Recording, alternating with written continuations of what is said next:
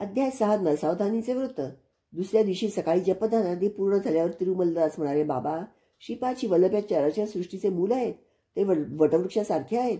त्यांचे अंशावतार सगळेच विविधता असलेल्या पारंब्याप्रमाणे आहेत. तेच मूळ परत भूमीमध्ये जाऊन स्वतंत्र तत्व असल्यासारखे दिसते, परंतु त्यांना आधार वटवृक्षच असतो.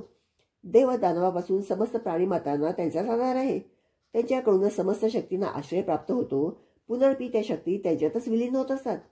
पर्वत शिखरावर पोचलेल्या व्यक्ती सगळ्या वाटा एकसारख्याच वाटतात.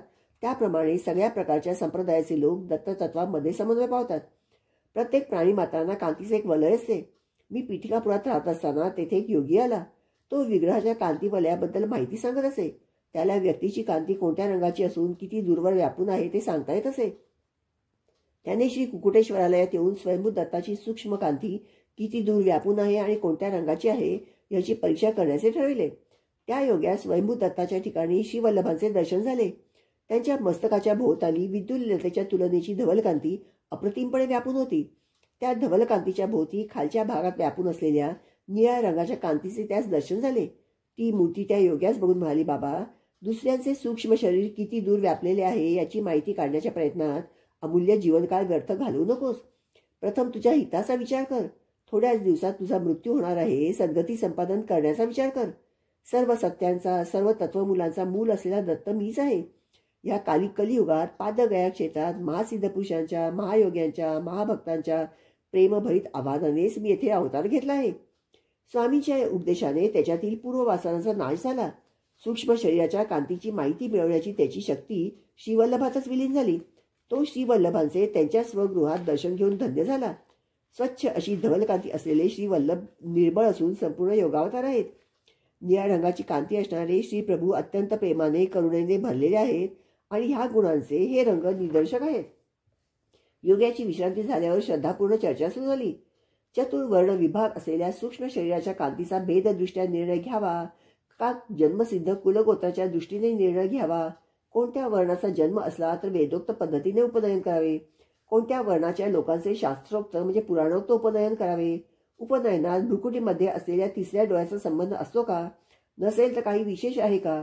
मेधावी लोक म्हणजे काय? अशी चर्चा बराच वेळ गरम चालली होती, परंतु पंडितांचे मतैक्य होत नव्हते. सत्य ऋषीश्वर नावाचे मल्हारी बापनावधानी पिठिकापूर ब्राह्मण परिषदेचे अध्यक्ष होते. त्यांना बापनारी असे सुद्धा लोक श्रद्धेने म्हणत असत. ते मुख्यतः सूर्याची, अग्नीची उपासना करीत. पिठिकापुरात झालेल्या एका यज्ञाचे अधिपत्य करण्याची त्यांना विनंती केली होती. यज्ञाच्या शेवटी कुंभवृष्टी अर्थात वर्षा झाली. सकल जनसमुदाय आनंदला. श्री छवाई नरसिंह वर्मा या नावाच्या क्षत्रिय गृहस्थांनी श्री सत्य ऋषीश्वरांना त्यांच्या गावात राहावे अशी विनंती केली. परंतु यज्ञ यागात मिळालेले धन शिधा तेवढेच बापणारे घेत असत. त्या द्रव्यात शुद्धी नसेल तर ते स्वीकार करीत नसत. श्री वर्मांच्या विनंतीस त्यांनी नकार दिला. श्री वर्मांची अत्यंत प्रिय असलेली कपिला गाय होती. तिचे नाव गायत्री. ती भरपूर दूध देत असे. अत्यंत सुशील आणि साधू स्वभावाची होती. एकदा गायत्री दिसेनाशी झाली, कुठेतरी हरवली. रस्ता विसरली असे वर्तमान श्री वर्मांना कळाले. श्री बापनार्य ज्योतिषशास्त्राचे पंडित असल्याने वर्मांनी त्यांना गायत्रीच्या क्षेमकुशलासंबंधी प्रश्न केला. तेव्हा श्यामलांबापुरम म्हणजे सामर्लकोटामध्ये खान साहेब नावाचा कसाई आहे, त्याच्याकडे ती आहे. लगेच न गेल्यास तिचा वध होण्याची भीती आहे, बापनार्य म्हणाले. वर्मांनी श्यामलांबापुरास मनुष्यात पाठवण्याच्या प्रयत्नात बापनार्याने एक अट घातली. बापन्ना आर्यांना वचनानुसार गायत्री मिळाली तर वर्मांनी 3 एकर भूमी, निवासास योग्य असे घर बापनार्यांना त्यांच्या पांडित्याचा बहुमान म्हणून द्यावे. बापनार्यांनी त्याचा अंगीकार न केल्यास गोहत्येचे पातक प्राप्त होईल. बापनार्य संकट स्थितीत पडले. त्यांनी हे दान जर नाही घेतले तर वर्मा त्या गायीची हत्या होऊ देतील. त्यामुळे गोहत्येचे पातक लागेल. गोहत्या पातकापेक्षा पंडित बहुमानाचा स्वीकार करणे श्रेयस्कर ठरेल आणि गायत्रीची रक्षा झाली. पिठिकापूर वासियांचे नशीब उघडले. श्री बापनावधानी 3 खंडी धान्य देणाऱ्या भूमीचे मालक झाले.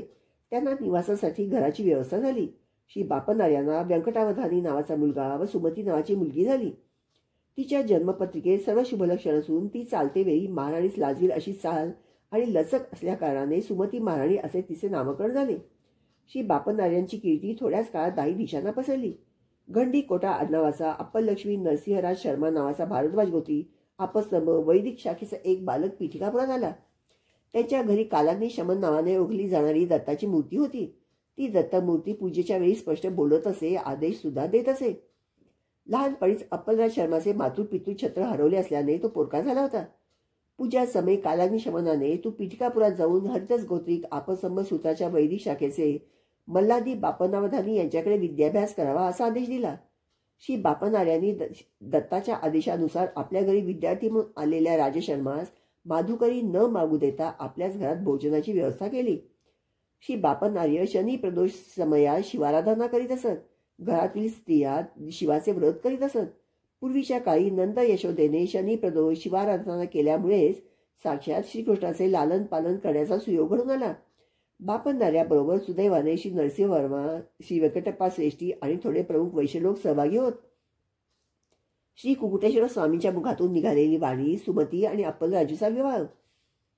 एकेवेळी शनी प्रदोष शिवाराधना झाल्यानंतर श्री कुकुटेश्वराच्या शिवलिंगामधून विद्युत कांती प्रकाशत होती.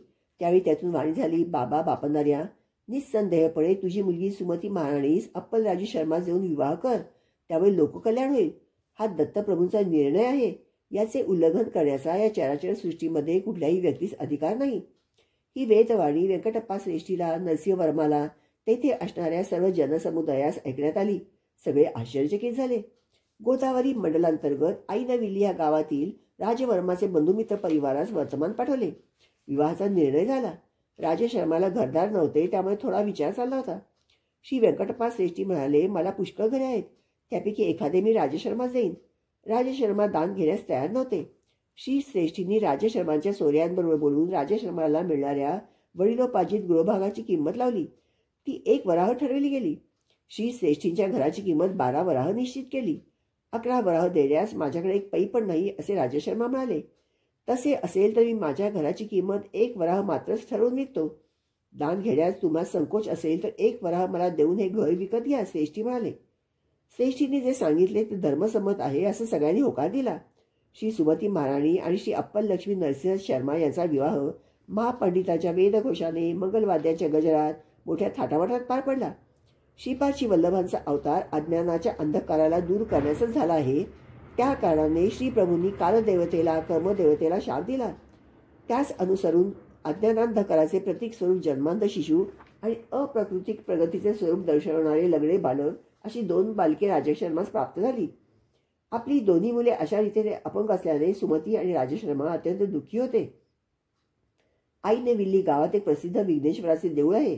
श्री राजशर्मांच्या दुःखाचा परिहार करण्यासाठी त्यांचे नातेवाईक तेथील महाप्रसाद पिठिकापुरात घेऊन आले. सुमती आणि राजशर्मांनी तो प्रसाद आदराने घेतला. त्या दिवशीच रात्री सुमती महाराणीला स्वप्नात ऐरावताचे दर्शन झाले. नंतर काही दिवस शंख, चक्र, गदा, पद्म, त्रिशूल, विविध देवतेचे, ऋषींचे, सिद्ध पुरुषांचे, योग्यांचे अशी अनेक दर्शने तिला स्वप्नात होत होती. काही दिवसांनी जागृतावस्थेत सुद्धा तिला दिव्य दर्शन होऊ लागले. डोळे झाकले की पडद्यावरील चित्रपटासारखे दिव्य कांतिमय तपसमाधीत मग्न असलेले योगी मुनी अद्भुत दर्शन देत. देवतांचे जन्म नक्षत्र आणि सुमतीच्या प्रसव समयाचे नक्षत्रात असलेला संबंध. सुमती महाराणीने आपल्या पित्यास दिव्य अनुभवाबद्दल सविस्तर सांगितले. ते म्हणाले, ही सर्व लक्षणे महापुरुषाच्या जननाचे शुभसूचक आहेत. मामा श्रीधर पंडित म्हणाले, बाई सुमती, रवीचे नक्षत्र विशाखाचा आणि श्री रामावताराचा संबंध आहे. कृतिका हे चंद्राचे जन्म नक्षत्र, याचा श्री कृष्णावताराचा संबंध आहे. पूर्वाषाढा नक्षत्रावर जन्मलेल्या अंगारकाचा श्री लक्ष्मी नरसिंह अवताराशी संबंध आहे. श्रवण नक्षत्रावर जन्मलेल्या बुधाचा बुद्धावताराशी संबंध आहे. पूर्वा फाल्गुनी नक्षत्रावर जन्मलेल्या गुरुचा विष्णू अंशाशी संबंध आहे. पुष्य नक्षत्रावर जन्मलेल्या शुक्राचा भार्गवरामाशी संबंध आहे. रेवती नक्षत्रावर जन्मलेल्या शनीचा कृमावताराबरोबर संबंध आहे. भरणी नक्षत्रावर जन्मलेल्या राहूचा वराह अवताराशी संबंध आहे. आश्लेषा नक्षत्रावर जन्मलेल्या केतूचा मच्छावताराशी संबंध आहे. तू मला प्रश्न केलेला समय दैवी रहस्याशी संबंधित आहे. कोट्यावधी ग्रहांना, नक्षत्रांना, ब्रह्मांडाच्या स्थितीगतीला निर्देश देणारे दत्तप्रभू जन्मास येतील असे मला निश्चित वाटते. दत्तप्रभू हे नित्य वैभवी होती. आपले दिव्य अनुभव आणि श्रीधर पंडित यांचे मत सुमती महाराणीने राजशर्मा सांगितले. ते म्हणाले, मी पूजा करते समयी कालाग्निशमन दत्तांना विचारतो. कालाग्निशमन दत्तात्रयांची पूजा होत असता कोणत्याही माणसाने ती पाहू नये असा नियम आहे. पूजेनंतर दत्तप्रभू मानवाच्या रूपात समोर बसून बोलतात. नंतर परत त्या मूर्तीमध्ये विलीन होतात. हा रोजचा आमचा नियम आहे. सामान्य विषय किंवा स्वार्थभरित समस्या आम्ही दत्ताला निवेदन करीत नाही. त्या दिवशी पूजेसमयी दत्त महाराज प्रसन्न होते. पूजेनंतर ते मानवी रूपात समोर बसले आणि श्रीधरा या असे बोलावले. दत्त मूर्तीमधून एक रूप बाहेर पडले आणि त्यांच्या समोर ध्यानस्थ बसले. परत आपल्या बोटाने संकेत करीत श्रीधरा या असे म्हणाले. तत्काळ ते रूप त्यांच्यातच विलीन झाले. राजशर्माला हे सगळेच आश्चर्यजनक होते. श्री दत्तप्रभू म्हणाले, तू आता पाहिलेले रूप येणाऱ्या शताब्दीतील येणारा एकुलता एक अंशावतारच आहे. माझ्यात लीन झालेल्या जीवनमुक्तांना सुद्धा मी बोलावताच यावे लागते आणि जा अशी आज्ञा झाल्यास पडद्याड झाल्यासारखे जावे लागते. माझ्या आज्ञेचे पालन करणे त्यांना चुकतच नाही. माझ्या लीला विभूती केवळ भूमीवरच अपरिमित नाहीत. ब्रह्मांड सारेच माझ्या हातातील खेळ्याच्या चेंडूसारखे आहे. मी एका पायाने लत्ता प्रहार केल्यास कोट्यावधी योजने पार करतो. मी जन्म मृत्यूच्या अतीत आहे. असे म्हणत श्रीप्रभूंनी राजशर्मांच्या भ्रूमध्यात स्पर्श केला. लगेच राजशर्माला पूर्वजन्माची स्मृती झाली. त्याने एका जन्मात विष्णुदत्त या नावाने जन्म घेतला असून त्याची पत्नी सुमतीने सोमदेवम्मा नावाने जन्म घेतला होता असे ज्ञात झाले. दत्त महाराज पुढे म्हणाले, मी दत्त रूपाने दर्शन देऊन तुमची काय इच्छा आहे असे विचारले होते. त्यावेळी पितृश्राद्धाच्या दिवशी जेवायला यावे अशी विनंती तुम्ही केली होती. सूर्याग्नीबरोबर मी श्राद्धाचे जेवण केले. तुमच्या पितृदेवतांना शाश्वत ब्रह्मलोकांची प्राप्ती करून दिली. मी श्रीपाद वल्लभ या नावाने अवतार घेऊन गेल्या 100 वर्षापासून ह्या भूमीवर योग्यांना महापुरुषांना दर्शन देतच आहे. पिठिकापुरात सावितू काठचयन हा होम भारद्वाज महर्षींनी त्रेतायुगात केला होता. तेव्हाच त्या होमाचे भस्म पर्वतासारखे जमून बसले. कालांतराने ते भस्म द्रोणागिरी पर्वतावर शिंपडले गेले. मारुती द्रोणागिरी पर्वत घेऊन जात असताना एक छोटा भाग गंधर्वपूर म्हणजे गाणगापूर येथे पडला. गंधर्वनगर भीमा अमरजा पवित्र नद्यांचा संगम प्रदेश आहे. श्रीपाद वल्लभांच्या अवतार समाप्तीनंतर मीन अंश मीन लग्नावर करंज नगरीत शुक्ल यजुर्वेदीय वाजसनेय माध्यंदिन शाखेत नृसिंह सरस्वती या नावाने जन्म घेऊन गंधर्व नगरात अनेक लीला करीन. श्रीशैल्यातील कदळी वनात 300 वर्षे तपोसमाधीनंतर स्वामी समर्थ या नावाने प्रज्ञापुरात निवास करीन. जेव्हा शनी मीनेत प्रवेश करेल तेव्हा त्या शरीराचा त्याग करीन. दत्तप्रभूंचे वक्तव्य राजशर्माने आपल्या धर्मपत्नी सांगितले. त्यावेळी सत्य ऋषीवर बापनार्य म्हणाले, बाबा राजशर्मा, तुझ्या पूर्वीच्या युगातील जन्मात श्री दत्तप्रभूंना सूर्याला अग्नीला श्राद्ध भोजन दिलेला तू पुण्यात्मा आहेस. ह्या जन्मात कोणत्याही रूपात दत्त महाराज भोजन द्या असे विचारतील, तो दिवस पितृश्राद्धाचा असला तरी कसल्याही विचार न करता ब्राह्मण जेवायच्या अगोदर श्री दत्ताने भोजन विचारले तर जरूर वाढावे. बाई सुमती, ही गोष्ट लक्षात ठेव. बाबा शंकर भट्टा, दत्तप्रभूंच्या लीला अलौकिक आहेत. आतापर्यंत कधी न ऐकलेल्या आणि अपूर्व आहेत. महालय अमावस्येचा दिवस होता. राजशर्मा पितृश्राद्धाच्या तयारीत होते. दारासमोर भवती भिक्षांदेही असा आवाज ऐकला आणि त्या अवधूताला सुमती महाराणीने भिक्षा घातली. काही मागणे माग असे म्हणणाऱ्या अवधूताला सुमती महाराणी म्हणाली, बाबा, आपण अवधूत आहात. आपले वाक्य म्हणजे सिद्ध वाक्यच आहे. श्रीपाद वल्लभांचा अवतार लवकर याच्या भूमीवर होईल असे विद्वान लोक सांगतात. दत्तप्रभू आता कोणत्या रूपात संचार करीत आहे? या 100 वर्षापूर्वीपासून ह्या भूमीवर श्री दत्तप्रभू श्रीपाद वल्लभ या रूपात फिरत आहेत असे ज्ञात होत आहे. काहीतरी माग असे म्हटलेत, मला श्रीपाद वल्लभांचे रूप पाहण्याची फार तीव्र इच्छा आहे. श्रीपाद वल्लभांचा आविर्भाव प्राकट्य. हे शब्द ऐकून त्या अवधूताने भुवने दणानून जाण्यासारखे भूकंप आल्यासारखे विकट हास्य केले. सुमती महाराणीला तिच्या सभोवतीचे समस्त विश्व एका क्षणातच अदृश्य झाल्यासारखे वाटले. समोर 16 वर्षे वय असलेला सुंदर बालक यतीच्या रूपात प्रगट झाला आणि म्हणाला, आई, मीच श्रीपाद वल्लभ, मीच दत्त आहे. अवधूताच्या रूपात असताना श्रीवल्लभांचे रूप पाहण्याची इच्छा व्यक्त केलीस. ती इच्छा पूर्ण करण्यास तुला श्रीवल्लभांच्या रूपात दर्शन दिले. श्रीवल्लभांच्या रूपात असलेल्या मला कोणतेही मागणे मागू शकतेस. तू मला जेऊ घालून तृप्त केलेस. जे मागशील ते वरदान द्यावे अशी इच्छा आहे. या जगातील लोकांनी संकल्प रूपाने पापकर्म केल्यास पापाचे फळच प्राप्त होते. संकल्पाने पुण्यकर्म केल्यास पुण्यकर्माचे फळ प्राप्त होते. निष्काम कर्माचे आचरण केल्यास त्याला अकर्म असे म्हणतात. ते सुकर्मही नसते अथवा दुष्कर्मही नसते. अकर्मास पुण्य किंवा पाप असे कोणतेच फळ नाही, म्हणून दुसरेच फळ द्यावे लागते. ते भगवंताधीन असते. अर्जुनाने अकर्म केल्यामुळे श्रीकृष्णाने त्याला कौरवांना मारायला सांगितले. तसे मारल्यास पाप लागणार नाही. कौरवांचा संहार भगवंताचा निर्णयच होता. तुम्ही दंपतीने पण विशेष असे अकर्म केले आहे, म्हणून लोकहितार्थाने काहीतरी प्रतिफळ दिले पाहिजे. निस्संदेहाने तुझी इच्छा मला सांग, न चुकता ती पुरवीन. श्री दत्तांच्या दर्शनानंतर सुमती महाराणीला स्फुरलेला संकल्प. ती दिव्य मंगलमूर्ती पाहून सुमती महाराणीने पादाभिवंदन केले. श्री वल्लभांनी सुमती महाराणीला उचलून उभे केले व म्हणाले, आई, मुलाच्या पाया पडणे हे अयोग्य आहे. याने मुलाचे आयुष्य क्षीण होते. तेव्हा सुमती म्हणाली, श्री वल्लभ प्रभू, आई म्हणून बोलावलेत. आपले हे सिद्ध वाक्य आहे, तेच बोल खरे करावे. तू माझा मुलगा म्हणून जन्मास यावे. यावर श्री दत्त प्रभूंनी तथास्तु असा आशीर्वाद दिला व म्हणाले, मी श्रीपाद वल्लभ या रूपाने तुझ्या गर्भात येईन. आईने लेकरांच्या पायावर पडणे लेकराचे आयुष्य क्षीण होणेच होय. म्हणून धर्मकर्माच्या सूत्राच्या उलट न जाता मी पुत्ररूपाने 16 वर्षेपर्यंत जीवन व्यतीत करेन. सुमती म्हणाली, केवढा हा अविचार, 16 वर्षापर्यंतचं आयुष्य, असे म्हणून विलाप करू लागली. त्यावर श्रीचरणांनी सांगितले, आई, 16 वर्षापर्यंत तुम्ही सांगाल तसे ऐकून राहीन. प्राप्ते तू षोडशे वर्षे पुत्र मित्र वदाचरेत, असे शास्त्रवचन आहे. 16 वर्षे वय असलेल्या मुलाबरोबर मित्रासारखेच वागले पाहिजे. आपल्या इच्छांचे दडपण त्याच्यावर आणू नये. मला लग्न करण्यासाठी बंधन घालू नये. यती होऊन स्वेच्छेने विहार करण्याची परवानगी द्यावी. माझ्या या संकल्पाच्या विरुद्ध तुम्ही बंधन घातले तर मी घरात राहणार नाही, असे सांगून त्वरित दत्तप्रभू अदृश्य झाले. सुमती महाराणी अवाक झाली. तिला काहीच कळेनासे झाले. घडलेला सारा वृत्तांत तिने आपल्या पतीस विवरण करून सांगितला. तेवढ्यातच अप्पलराजू म्हणाले, सुमती, विचार करू नकोस. श्री दत्त महाराज या प्रकारे आपल्या घरी भिक्षेस येतील असा विषय तुझ्या वडिलांनी सूचना म्हणून अगोदर सांगून ठेवला होता. श्री दत्त हे करुणेचा महासागर आहेत. श्री वल्लभांचा जन्म होऊ दे, नंतर आपण विचार करू. अप्पलराजूंच्या घरी अवधूत आले ही वार्ता सगळ्या गावात पसरली. पितृदेवांची अत्यंत प्रमुख असलेली महालय अमावस्येच्या दिवशी ब्राह्मण जेवायच्या आधी अवधूतास भिक्षा दिली ह्या विषयाची चर्चा झाली. श्री बापन्नावधानी म्हणाले, श्रीपाद श्री वल्लभांचा जन्म होणार असे सगळेच म्हणतात. अवधूतांना साष्टांग नमस्कार विहितच आहे. त्यामध्ये सुमतीचा काहीच दोष नाही. पुत्ररूपाने जन्मल्यावर त्याला साष्टांग नमस्कार केल्यास बालकाचे आयुष्य क्षीण होते. परंतु अवधूत वेशात असताना साष्टांग नमस्कार करणे चूक नाही. या प्रसंगाने पीठिकापुरातील सर्व ब्राह्मणांची ईर्ष्या वाढली, विशेषत्वाने नरसावधानी या नावाच्या पंडिताची. अमावस्येच्या दिवशी सगळेच पितृकार्यात निमग्न झाले होते. भोगत्याचा दुष्काळच होता. ही फार मोठी समस्या पडली.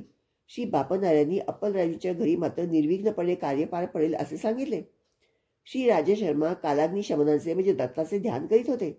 तितक्यात भोगते म्हणून 3 अतिथी आले आणि पितृकार्य निर्विघ्न पार पडले. बाबा शंकर भट्टा, त्या दिवशी वैश्यांना वेदोक्त उपनयन करण्याचा अधिकार आहे का नाही असा विषय चर्चेत मुख्यांश होता. ब्राह्मणांची परिषद जमली. बंगाल देशातील नवद्वीपाहून आशुतोष नावाचे पंडित पादगया क्षेत्रास आले होते. त्यांच्याकडे अत्यंत प्राचीन नाडीग्रंथ होते. त्यांना देखील पंडित परिषदेचे आमंत्रण होते. बापनरायांनी सांगितले, नियमनिष्ठेमध्ये ब्राह्मण, क्षत्रिय, वैश्य समानच असतात. श्रीपादांच्या जन्मसमयी दुर्गोचर झालेले अद्भुत दृश्य. इतक्यात मी म्हणालो, महाराज, श्रीपाद प्रभूंच्या लीला विस्तारपूर्वक सांगून मला धन्य करावे. अरे शंकर भट्टा, नरसावधानी बापनरायांवर क्रोधित झाले व येन केन प्रकारेनं त्यांचा अपमान करण्याचे त्यांनी ठरवले. त्यांची बगलामुखी साधना विफल होण्याचे एकमेव कारण बापनरायच आहेत असे त्याच्या मनाने ठाम घेतले होते. तांत्रिक प्रयोगाने बापनरायांनी त्यांची मंत्रसिद्धी निष्प्रभ केली असा कुप्रचार करण्यास त्यांनी सुरुवात केली. नाडी ग्रंथात श्रीपाद प्रभूंच्या अवताराविषयी जे विवरण होते ते त्यांना विचलित करीत होते. नाडी ग्रंथ हा मूलतः अविश्वसनीय आहे. बापनरायांनी मत्स्यारी ब्राह्मणास भोजन दिले हा अनाचार घडला असा नरसावधानीने वाद मांडला. मनुष्य पूर्ण ब्रह्माचा अवतार कदापि होऊ शकत नाही, तर तान्हे बाळ श्रीपाद शिवल्लभ सर्वांतर्यामी, सर्वज्ञ, सर्वशक्तिमान असे श्री दत्तप्रभूंचे कसे बरे अवतार होऊ शकतील? श्रीपाद प्रभूंनी अगदी लहान असताना केलेला प्रणवोच्चार, पाण्यात असताना केलेला शास्त्रप्रसंग आणि वयास न शोभणारे प्रज्ञेचे प्रदर्शन नरसावधानींना पटले नाही. एखादा विद्वान ब्राह्मण श्रीपादाच्या शरीरात प्रवेश करून असे बोलतो आहे असा त्यांनी प्रचार केला. श्री कुकुटेश्वराच्या मंदिरात असलेले स्वयंभू तेच खरे दत्तात्रय आहेत, तेच वर प्रदान करणारे आहेत. या बालकास दत्तस्वरूप मागणे चुकीचे आहे असा नरसावधानी यांनी सर्वांचा समज करून देण्याचा प्रयत्न केला. श्रीपादांच्या जन्मानंतर सतत 9 दिवसापर्यंत ज्या जागेवर त्यांना निजवत त्या जागी एक 3 फण्याचा नाग आपला फणा उभारून बाळावर छाया करीत असे. श्रीपाद मातेच्या गर्भातून साधारण बालकाप्रमाणे जन्मास न येता ज्योती स्वरूपाने अवतरले होते. जन्म होता क्षणीच महाराणी सुमती मूर्छित झाल्या. प्रसूतीगृहातून मंगलवाद्याचा ध्वनी ऐकू येऊ लागला. थोड्या वेळात आकाशवाणी झाली व सर्वांना बाहेर जाण्याचा आदेश झाला. श्रीपादांच्या सान्निध्यात 4 वेद, 18 पुराणे आणि महापुरुष ज्योतिरूपाने प्रकट झाले व पवित्र वेदमंत्राचा घोष बाहेर सर्वांना ऐकू येऊ लागला. थोड्या वेळाने सर्वत्र शांतता पसरली. या अद्भुत घटना बापनरायांना सुद्धा अगम्य व आश्चर्यकारक वाटल्या. श्रीपादांच्या बाललीला. श्रीपाद आता 1 वर्षाचे झाले होते. ते 8-10 महिन्यांचे असतानाच त्यांचे आजोबा बापनरायांबरोबर पंडित परिषदेत जात असत. आजोबा आपल्या नातवाला बरोबर घेऊन जात. नरसावधानी आपल्या घरी राजगिऱ्याचे पीक काढीत. ती भाजी अत्यंत रुचकर असे. गावातील लोक नरसावधानींना ती भाजी देण्याची विनंती करीत, परंतु ते ती भाजी कोणाला देत नसत. कोणाकडून काही विशेष काम करून घ्यायचे असल्यास त्याला भाजी देत आणि इच्छित काम करून घेत. श्रीपादांनी एकदा आपल्या आईस राजगिऱ्याची भाजी करण्यास सांगितले. ती भाजी सुद्धा नरसावधानींच्या घरचीच त्यांना हवी होती, परंतु हे काम कठीण होते. श्रीपाद लहान असताना स्वेच्छेने चालत नरसावधानींच्या घरी जात असत. त्यांच्या घरी शास्त्राविषयी चर्चा करीत, तसेच चित्रविचित्र लीला करीत. पिठिकापुरात एका महापंडिताचा मृत्यू झाला होता. त्या पंडिताचा प्रेतात्मा श्रीपादाकडून विचित्र कार्य करून घेत आहे. या बालकास योग्य ते उपचार न करता बापनार्य व राजे शर्मा हे दोघे त्या बालकास दत्तावतारी समजत आहेत, असे नरसावधानी सर्वांना सांगत. पिठिकापूर हे पादगया क्षेत्र असून पितृदेवतांचे प्रधान स्थान आहे. विगत आत्म्यांशी संपर्क साधून संभाषण करण्याचे सामर्थ्य असलेले तत्व येथे राहत असत. श्रीपादांच्या शरीरात कोणत्या तरी महापंडिताचा आत्माच वास करीत आहे आणि त्यांच्याकडून अगम्य अशा लीला करून घेत आहे, अशी धारणा पिठिकापुरमध्ये दृढ होत होती. तिरुमलदासांवर श्रीपादांचा दिव्य अनुग्रह. तिरुमलदास पुढे म्हणाले, मी मलयाद्रीपुरमहून पिठिकापूर येथे आलो तेव्हा श्री बापनारी आणि राजे शर्मा यांच्या घरचा रजक होतो. नरसावधानीच्या घरचा जो रजक होता तो वृद्धावस्थेने मरण पावला. त्याचा मुलगा वायस्पूर अग्रहार म्हणजे सध्याचे काकीनाडा येथे निघून गेला. त्यामुळे त्यांच्या घरचे रजकाचे काम मला मिळाले होते. मी लहानपणापासून बापनारीच्या सहवासात असल्याने माझ्यातील सत्प्रवृत्ती जागृत झाली होती व अध्यात्माची ज्योत प्रज्वलित झाली होती. त्या दिवशी मी नरसावधानींना पाहत असे. त्या दिवशी मला पोटाचा विकार होऊन अन्न ग्रहण न करणे इतकी माझी दीन अवस्था होई. नरसावधानीचे कपडे स्वतः न धुता माझा मुलगा रविदास धुत असे. सात्विक प्रवृत्तीच्या लोकांचेच कपडे मी स्वतः धुत असे. नरसावधानीचे कपडे मी स्वतः न धुता माझा मोठा मुलगा रविदास धुतो, ही वार्ता त्यांच्या कानी गेली. त्यांचे कपडे मी स्वतः धुवावे अशी त्यांनी आज्ञा केली. ती आज्ञा म्हणून मी नरसावधानींचे कपडे स्वतः धुवू लागलो. मी कपडे धुत असताना श्रीपादांचे नामस्मरण करीत असे. मी धुतलेले कपडे घेऊन रविदास नरसावधानींकडे गेला. मी धुतलेले कपडे जेव्हा सगळ्यांनी घातले तेव्हा कोणालाच काही झाले नाही, परंतु नरसावधानींनी ज्यावेळी ते कपडे घातले तेव्हा त्यांना त्यांच्या अंगावर विंचू गोम सरपडत असल्यासारखे वाटले. त्या कपड्यामध्ये त्यांचे शरीर अग्नीवर ठेवल्याप्रमाणे पोहू लागले. नरसावधानी रागाने म्हणाले, कोणत्या तरी क्षुद्र विद्येचा मंत्राचा प्रयोग मी कपड्यावर केला आहे. त्या अपराधाबद्दल त्यांनी माझी न्यायाधीशाकडे तक्रार केली, परंतु चतुर न्यायाधीशांनी मला निर्दोष जाहीर करून सोडून दिले. मी आनंदात घरी आलो. थोड्याच वेळात श्रीपाद प्रभू एका 16 वर्षाच्या युवकाच्या रूपात आमच्या घरी आले. श्रीपाद प्रभू वाटेल त्या रूपात येऊन भक्तांना दर्शन देत असत. मी आश्चर्याने म्हणालो, महाराज, आपण उत्तम अशा ब्राह्मण कुलामध्ये जन्मलेले आहात, तेव्हा आमच्यासारख्या रजकाच्या वस्तीत येणे काही योग्य नाही. तेव्हा प्रभू म्हणाले, नरसावधानीसारखे पापाचे गाठोडे डोक्यावर वाहणारे ब्राह्मण खरे तर रजकापेक्षा कमी दर्जाचे असतात, परंतु तुझ्यासारखे ब्राह्मणांची ओढ असलेले रजक त्यांच्यापेक्षा श्रेष्ठच असतात. श्रीपादांचे ते शब्द ऐकून मी त्यांच्या चरणांवर नतमस्तक झालो आणि ढसाढसा रडलो. श्रीप्रभूंनी माझ्याकडे अमृतदृष्टीने पाहिले व आपल्या दिव्य हाताचा स्पर्श करून मला उठवले. नंतर त्यांनी आपला उजवा हात माझ्या शिरावर ठेवला आणि त्याच क्षणी मला पूर्वीचे जन्म आठवले. माझ्यातील योग शक्तींना चालना मिळाली. कुंडलिनी शक्ती सुद्धा जागृत झाल्याचा अनुभव येऊ लागला. श्रीपाद प्रभू हळूहळू पावले टाकीत अंतर्धान पावले. श्रीपाद प्रभूंनी आपल्या आईजवळ राजगिऱ्याची भाजी करून देण्याचा हट्ट केला. त्यांना नरसावधानींच्या घरातील भाजी हवी होती, परंतु ती गोष्ट अशक्य वाटत होती. यावेळी बापनार्य म्हणाले, श्रीपादा, उद्या सकाळी मी तुला नरसावधानींच्या घरी घेऊन जातो. तू स्वतः त्यांना राजगिऱ्याची भाजी देण्याची विनंती कर, परंतु जर त्यांनी ती भाजी देण्यास नकार दिला तर त्या भाजीसाठी पुन्हा कधी हट्ट करू नकोस. दुसऱ्या दिवशी बापनार्य बालक श्रीपादाला घेऊन नरसावधानीकडे गेले. त्यांच्या घरी जाताच बापनार्य श्रीपादांना म्हणाले, श्रीपादा, मोठ्यांना नमस्कार करून त्यांचे आशीर्वाद घ्यावेत. नरसावधानी बाहेर ओसरीवर बसले होते. त्यांची लांब शिखा पाठीवर उडत होती. ती त्यांना अत्यंत प्रिय होती. श्रीपादांनी नरसावधानीकडे बघितले व 2 हात जोडून त्यांना नमस्कार केला. श्रीपादांची तीक्ष्ण नजर नरसावधानीच्या पाठीवर विसावलेल्या शिखेवर पडली आणि काय आश्चर्य, ती आपोआप गळून खाली पडली. ती पाहून नरसावधानी अगदी गोंधळून गेले. यावेळी श्रीपाद म्हणाले, आजोबा, नरसावधानी आजोबांची अत्यंत प्रिय असलेली शिखा गळून पडली. आता त्यांच्याकडे राजगिऱ्याची भाजी मागणे योग्य होईल काय? चला आपण घरी जाऊ. श्रीपादांनी राजगिऱ्याची भाजी पुन्हा कधी विचारली नाही. श्रीपादांच्या नमस्कारामुळे झालेले नुकसान नरसावधानीच्या लक्षात आले. ते ध्यानात बसले असताना त्यांच्या शरीरातून त्यांच्यासारखेच दिसणारे एक तेजोवलय बाहेर पडले. नरसावधानीने त्या तेजोवलयास विचारले, तू कोण? कोठे चाललास? त्या तेजपुंज नरसावधानीसारखे दिसणारे आकृतीने उत्तर दिले, मी तुझ्यात राहणारे पुण्यशरीर आहे. तू आतापर्यंत कितीतरी वेदपठण केले आहेस. स्वयंभू दत्तात्रयांची आराधना केलीस, पण तू साक्षात श्री दत्तात्रयांचे अवतार श्री वल्लभांचा अपमान केलास. तुला तुझ्या शिखेवर राजगिऱ्याच्या भाजीवर असलेले प्रेम, आसक्तीच्या 1,00,000 प्रेम जरी श्रीपादांच्या विषयी असते तर तुझ्या जन्माचे सार्थक झाले असते, परंतु मोहपाशांनी स्वतःच बांधून घेऊन मोक्षाची एक दिव्य संधी घालवलीस. तू लवकरच दरिद्री होशील. त्या दारिद्र्याचे हरण करण्यासाठी श्रीपाद प्रभूंनी तुला शाकदान मागितले होते. त्यांना जर तू ते दान दिले असतेस तर तुला आता येणारे दारिद्र्य न येता उत्तम ऐश्वर्य प्राप्त झाले असते. तू ही संधी दवडलीस. श्रीपाद प्रभू करुणेचे सागर आहेत. हा अवतार संपल्यावर ते दुसरा नृसिंह सरस्वती नावाने अवतार ग्रहण करतील. त्यावेळी तू एक दरिद्री ब्राह्मणाच्या रूपात जन्म घेशील. त्या जन्मात सुद्धा तू घरी राजगिराची भाजी पिकवशील. त्यावेळी योग्य समय पाहून मी पुन्हा तुझ्या शरीरात प्रवेश करीन. त्यावेळी श्रीपाद प्रभू तुझ्या घरी भिक्षेसाठी येतील. तू प्रेमाने वाढलेली भिक्षा घेऊन तुला ते ऐश्वर्य प्रदान करतील.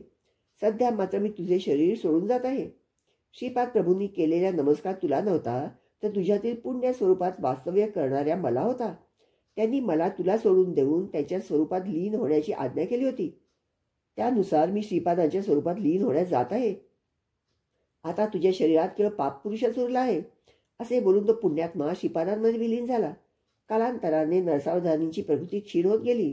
लोक त्यांच्या शब्दाचे निरादर करू लागले. त्यांच्या चेहऱ्यावर विलसणारे विद्वतेचे तेज लोप पावले.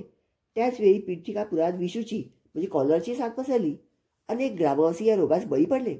दूषित पाण्यामुळे हा रोग बळावत असल्याचा निष्कर्ष गावातील वैद्यांनी काढला. भयभीत झालेल्या ग्रामवासियांनी या महामारीच्या रोगावर शास्त्रीय रीतीने निर्मूलन पद्धती काढावी अशी प्रार्थना श्री बापनार्यांना केली. श्री बापनार्यांनी आपल्या अंतर्दृष्टीने जाणले की महामारी जलदोषाने झालेली नसून वायुमंडल कलुषित झाल्याने झाली आहे. परंतु बापनार्यांचे हे मत गावातील वैद्यांना पटले नाही. ग्रामस्थांनी ग्रामदेवतेस पशुबली देऊन तांत्रिकाकडून विविध प्रकारच्या पूजा महामारीच्या निर्मूलनासाठी केल्या. पशूचा बळी दिल्याने त्यांच्यातील प्राणशक्ती बळजबरीने बाहेर काढली जाते व तिला मंत्रोच्चाराने वश करून घेतात. प्राणशक्तीस वृद्धिंगत करण्यासाठी योगाच्या प्रक्रिया किंवा सात्विक आराधनेचा अवलंब करणे अधिक योग्य आहे असे श्री बापनार्यांचे मत होते. त्यांनी ग्रामवासियांना असे सुचवले, परंतु अंधश्रद्धेने त्यांनी पशुबळी देण्याचे थांबवले नाही. गावातील काही मंडळींनी पशुबळीचा विषय श्रीपाद प्रभूंपुढे काढला. त्यावर श्रीपाद म्हणाले, ग्रामदेवतेस विनंती केली आहे की तिने पशुबळीचा स्वीकार करू नये. श्रीपादांच्या आज्ञेनुसार ग्रामदेवता समुद्र स्नान करण्यास गेली आहे. आता दूध उतू घालून नैवेद्य देवतेस अर्पण केल्यास या रोगराईपासून तुझी सुटका होईल. कालिकेचे रूप धारण केलेली ग्रामदेवता शांत होईल. ही वार्ता गावातील सर्व लोकांना कळवण्यासाठी एका चर्मकारास बोलावून चर्मवाद्यावर दवंडी पिटवण्यास सांगितले. दवंडी कोणी पिटायची असे विचारल्यावर श्रीपाद म्हणाले, विषूची रोगाने ग्रस्त व्यंकय्या यांनी दवंडी पिटावी असा माझा निरोप त्यास सांगा. ते सर्व ग्रामवासी व्यंकय्याजवळ गेले. तो मरणासक्त होता. त्याला हा निरोप देताच तो मूर्छित पडला. एका घटकेनंतर जेव्हा तो शुद्धीवर आला तेव्हा तो पूर्णपणे बरा झाला होता. ही बातमी हा म्हणता संपूर्ण पीठापुरमध्ये चर्चेचा विषय झाली. व्यंकय्याने गावात फिरून चोहीकडे दवंडी पिटवली. बापनार्यांनी आपल्या सेवकास पाण्याने भरलेले एक मोठे भांडे त्यांच्यासमोर आणून ठेवण्यास सांगितले. वायुमंडलातील विषारी किटाणूंचा नाश करण्यासाठी योग्य त्या मंत्राचे संधान केले आणि तत्काळ हवेतील विषारी किटाणू पाण्यात टपटप येऊन पडले. अशा प्रकारे वायुमंडल शुद्ध झाले आणि महामारी रोगाचे निर्मूलन झाले. श्रीपादांच्या जन्मतिथीस राजशर्मा पत्नीसह श्रीपादांना घेऊन बाळाचे आजोबा श्री बापनार्य यांच्याकडे आले. ज्या ज्यावेळी बापनार्यांनी श्रीपादांच्या चरणावरील शुभचिन्हे पाहण्याचा प्रयत्न केला त्यावेळी त्यांना कोटी कोटी सूर्याच्या तेजस्वितेचा अनुभव येई व ती शुभचिन्हे त्या तीव्र प्रकाशात दिसत नसत. याचे त्यांना राहून राहून आश्चर्य वाटे. परंतु त्या दिवशी उषकाली साईच्या कोंड्यावर दिव्य असे पदचिन्ह दिसले. त्यांनी आपली कन्या सुमतीस विचारले, बाळ्या कोंड्यावरून कोण गेले? तुमचा लाडका नातूच येथून गेला, आणखीन कोण बाबा? सुमतीने उत्तर दिले, ते पदचिन्ह 16 वर्षीय कुमाराच्या पदचिन्हासारखे होते. आजोबांनी श्रीपादांना आपल्या मांडीवर घेतले व त्याच्या चरणकमलांचे ते निरीक्षण करू लागले. यावेळी त्यांना दिव्य प्रकाश न दिसता मी साक्षात दत्तात्रेयांचा अवतार आहे असे सूचित करणाऱ्या सुस्पष्ट अशा चिन्हांचे दर्शन झाले. त्या दिव्य चरणांचे बापनार्यांनी कौतुकाने चुंबन घेतले. हा बालक श्री दत्तात्रेयाचा अवतार असल्याचा त्यांचा निर्धार दृढ झाला. त्याचवेळी त्यांच्या मुखातून श्री दत्ताच्या स्तुतीपर पद आपोआप निघाले. त्या दिव्य चरणांच्या दर्शनाने बापनार्यांच्या अंगी अष्टभाव सिद्ध झाले. त्यांच्या डोळ्यातून आनंदाश्रू वाहू लागले. ते श्रीपादांच्या गालावर ओघळले आणि मोत्याच्या बिंदूसारखे चमकत होते. आजोबांनी आपल्या उपरणाने हळुवारपणे श्रीपादाच्या गालावरील ते थेंब पुसले. श्रीपाद म्हणाले, आजोबा, तुम्ही सौरमंडलातून शक्तिपात करून ती शक्ती श्रीशैल्यस्थित श्री मल्लिकार्जुन शिवलिंगात आकर्षित केली होती. त्याचवेळी सूर्यमंडलातील ती शक्ती गोकर्ण महाबळेश्वरी व पादगया क्षेत्री स्थित असलेल्या स्वयंभू श्री दत्तात्रेयाच्या ठाई सुद्धा आकर्षित झाली. गोकर्ण महाबळेश्वर क्षेत्रास अधिक शक्ती संपन्न करण्याचा संकल्प आहे. प्राणी मात्रातून जे अनिष्ट स्पंदन बाहेर पडतात त्या स्पंदनाच्या माझ्यात लय पाहून जे माझे साधक आश्रित आहेत त्यांच्या प्रति शुभ स्पंदनाचे प्रसरण व्हावे असा माझा संकल्प आहे. गोकर्ण महाबळेश्वर हे परमेश्वराचे आत्मलिंग आहे. त्याच्या केवळ दर्शनाने मुक्ती साध्य होते. तसेच श्रीशैल्याच्या दर्शनाने सुद्धा मुक्तीचे फळ प्राप्त होते. येथील मल्लिकार्जुनास शक्ती संपन्न करण्याचा संकल्प आहे. तुम्ही सत्य ऋषी आहात. मी यतीच्या रूपात होतो तेव्हा आईने मला नमस्कार केला. त्यामुळे मी अल्पायुष्य होणार असे माझे मत होते. परंतु आईने मला श्रीपाद रूपात नमस्कार केला म्हणून मी अल्पायुष्य होणार नाही असे आपण म्हणालात. तेव्हा आपल्या दोघांचे म्हणणे खोटे होऊ नये म्हणून मी केवळ 16 वर्षेपर्यंत तुमच्या घरी राहण्याचे ठरवले आहे. संसार बंधनातून मुक्तीची इच्छा करणाऱ्या मुमुक्षूंना अनुग्रह देण्याचे कार्य पुढे आहे. मी चिरंजीव असावे असा तुमचा संकल्प आहे. तो मी पूर्तीच नाही. श्रीपाद शिवल्लभ हे स्वरूप गुप्त करेल. दुसऱ्या सरस्वती हा अवतार घेतला तरी श्रीपाद शिवल्लभ रूप हे नित्य सत्य रूप राहील. दुसऱ्या सरस्वतीचे अवतार कार्य पूर्ण करून श्रीशैल्यास असलेल्या कदळीवनात 300 वर्षेपर्यंत तपश्चर्या करून प्रज्ञापूर म्हणजे अक्कलकोट येथे स्वामी समर्थ रूपात प्रगट होईल. तेथील वटवृक्षामध्ये माझी प्राणशक्ती प्रवेश करून मल्लिकार्जुन शिवलिंगात विलीन होईल. बापनाऱ्यांना हे सगळे आश्चर्यकारक व अद्भुत असे वाटले. आजोबांच्या घरी पहिल्या वर्षीचा वाढदिवस अति आनंदात व थाटाने साजरा झाला. पितिकापुरमला त्या दिवशी आणखी एक आश्चर्य घडले. नरसावधानी, देवळाचे पुजारी आणि अजून काही मंडळी कुकुटेश्वराच्या मंदिरात दर्शनास गेले असताना त्यांना तेथे स्वयंभू दत्तात्रयाची मूर्ती दिसली नाही. मंदिरातील मूर्ती दिसेनाशी झाल्याची वार्ता गावात दावानाला सगळी पसरली. नरसावधानीच्या विरुद्ध असलेला एक तांत्रिक मूर्ती अदृश्य होण्याचे कारण नरसावधानीच आहेत असे मोठ्या तावातावाने म्हणू लागला. नरसावधानी क्षुद्र विद्येचे उपासक आहे, त्यांनीच मूर्ती अदृश्य केली असा प्रचार गावात करण्यास त्यांनी सुरुवात केली. पिठापुरमच्या ब्राह्मणांनी नरसावधानीच्या घराची झडती घेण्याचे ठरवले. ते ब्राह्मण श्री बापनार्यांना भेटले व झालेला प्रकार सांगितला. तेव्हा बापनार्य त्या ब्राह्मणास म्हणाले, सत्य पत्त्यास येईपर्यंत मौन राहावे. योग्य वेळी या प्रश्नाचे समाधान होईल. नरसावधानीच्या घराची झडती घेऊन संशयित स्थळी खोदकाम केल्यावर तेथे मानव कपाल व क्षुद्र विद्येस उपयोगी पडणाऱ्या काही वस्तू सापडल्या.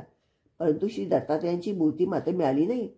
श्री नरसावधानी मूर्तीच्या चोरीच्या आरोपातून मुक्त झाले, परंतु ते क्षुद्र विद्येचे उपासक असल्याचे सिद्ध झाले.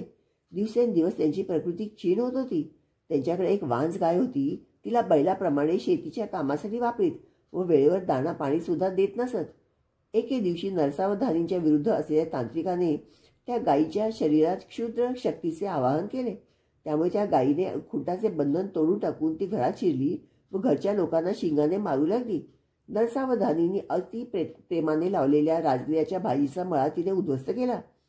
त्या गायीच्या जवळ जाऊन तिला दोरीने बांधणे कोणाचं शक्य झाले नाही.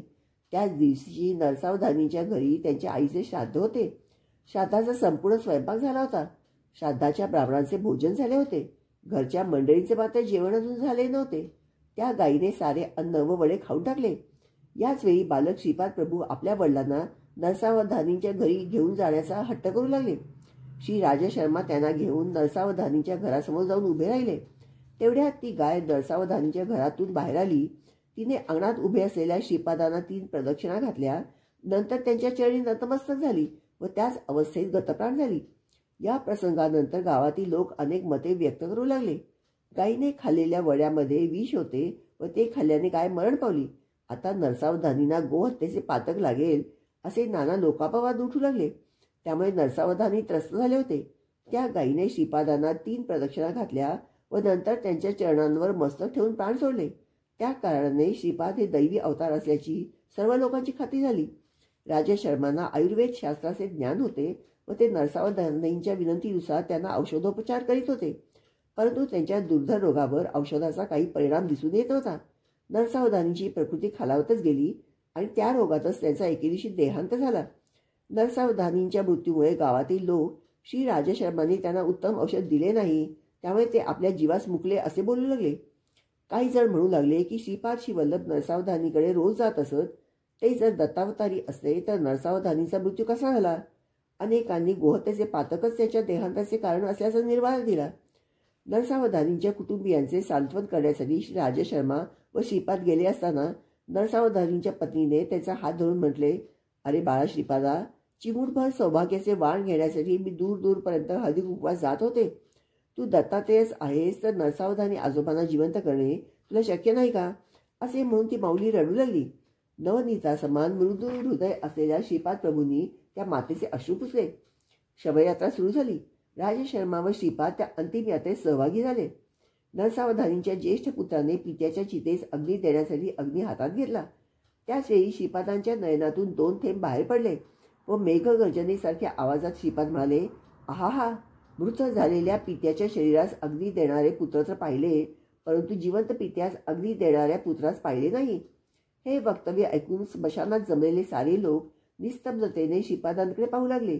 श्रीपादांनी चितेवर असलेल्या नरसावधानीच्या भ्रूमध्यावर अंगुष्ठाने स्पर्श केला. त्या दिव्य स्पर्शाने नरसावधानीच्या अंगात चैतन्य स्फुरू लागले आणि आश्चर्य असे की काही क्षणातच ते चितेवरून खाली उतरले. त्यांनी श्रीपाद प्रभूंना साष्टांग नमस्कार केला.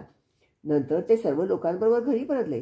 त्यांना सजीव घरी आलेले पाहून त्यांच्या पत्नीस अत्यंत आनंद झाला. श्रीपाद प्रभूंच्या अंगुष्ठ स्पर्शाने नरसावधानींना कर्मसूत्राचे सूक्ष्म ज्ञान झाले. त्यांच्या घरातील मृत झालेली वाजगाय ही गतजन्मातील नरसावधानींची माता होती. त्यांच्या घरी असलेला बैल हे त्यांचे पिताश्री होते. या गोष्टींचा बोध नरसावधानींना झाला. मग ते सवयी त्या गायीने श्रीपाद प्रभूंना आपले दुग्ध त्यांनी प्यावे अशी विनंती केली होती. पुढच्या जन्मी जेव्हा वाज म्हैस म्हणून ती जन्माला येईल त्यावेळी श्रीपाद प्रभू नृसिंह सरस्वती अवतारात तिचे दुग्धपान करतील. हे श्रीपादांनी गायीस दिलेले वचन नरसावधानींना कळले. ज्या तांत्रिकाने नरसावधानींवर प्रयोग केला होता त्याचा मृत्यू लवकरच होणार असून पुढच्या जन्मी तो ब्रह्मराक्षसाच्या योनीत जन्म घेणार असून त्याच्यावर यतिरूपात असलेल्या श्रीपादांचा अनुग्रह होईल असे सूक्ष्म लोकातील विषय नरसावधानींना श्रीपादाच्या कृपाप्रसादाने ज्ञात झाले. त्यांना स्वतःच्या पुढील जन्माची माहिती सुद्धा कळली. पुढील जन्मात त्यांच्या घरी यतिरूपाने श्रीपाद प्रभू येऊन त्यांच्याकडून राजगिऱ्याच्या भाजीची भिक्षा स्वीकारून राजगिऱ्याचे पीक स्वहस्ते नष्ट करून त्याच्या मुळाशी असलेला सोन्याच्या नाण्यांनी भरलेला हांडा त्यांना देतील. ही भविष्यवार्ता नरसावधानींना श्रीपादांच्या अंगुली स्पर्शाने कळली होती. श्रीपादांचा चेहरा अतिशय सात्विक, सुंदर, दैदिप्यमान असा होता. त्याची तुलनाच होऊ शकत नाही. श्रीपाद प्रभूंनी नरसावधानी आणि त्यांच्या पत्नीस केलेला उपदेश, त्यांचा अनुग्रह केलेली विधाने मी तुला उद्या सांगेन. आता आपण त्याचे स्मरण करीत भजनात रंगून जाऊया. ज्या ठिकाणी त्याचे नामस्मरण, भजन, कीर्तन होते त्या ठिकाणी श्रीपाद प्रभू सूक्ष्म रूपाने संचरण करीत असतात. हे अक्षर सत्य आहे. तिरुमल दासासारख्या भक्ताच्या सत्संगतीने आनंदाने आम्ही पुलकित झालो. श्रीपाद वल्लभांचा जय जयकार. फलश्रुती पितृशापापासून निवृत्ती.